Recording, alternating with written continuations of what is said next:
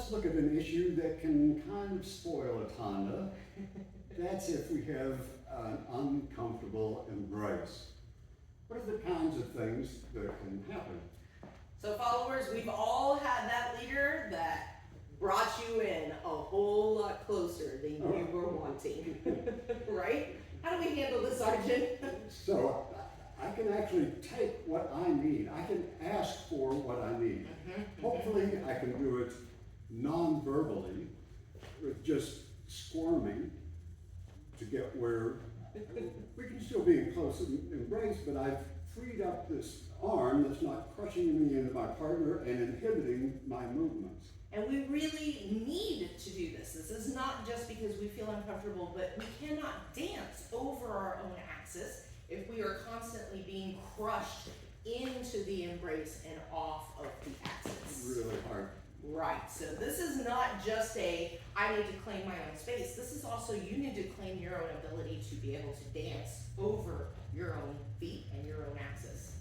Now, there's a style that a lot of milongueros like to use where they really crank the wrist to try to get control over their partner. I don't like that. It's terrible. It's a terrible feeling. It feels very domineering and painful. Yeah. We like the idea of clasping our own hands, and this is the way that the embrace is. Again, I can squirm to show that I'm uncomfortable. And if I have a partner that takes the hint, hopefully they will, because they're there to try to have a nice dance with the partner. That's the assumption. If they don't respond to these physical cues, these nonverbal cues, I can say, my wrist, please. Something simple, just a few little words to make it clear.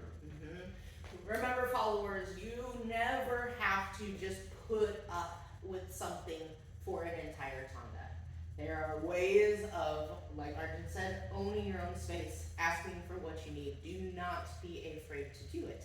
And if that person doesn't respect what it is that you're doing, there's always the final thing that we can say, thank you. Thank you. And then depart. If you are unfamiliar with milonga protocol and etiquette, if someone thanks you in the middle of a tanda, that's a very clear statement that they do not wish to continue that tanda with you. Keeping in mind that, we do have niceties and things like that, but if it's a clear thank you, that's all that's necessary. No need. It's a full sentence. One other thing, as we're approaching, let's say we have a structural injury or damage or something, we can still dance safely, and that's the key consideration.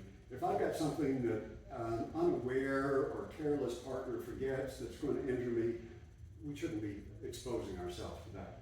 But it is okay to say, I've got this thing here, so if we let's avoid the whatever might be uncomfortable. Oh, so I just had the shoulder operated on. Can we keep the embrace down here? Something like that. Perfectly fine. Yes, absolutely.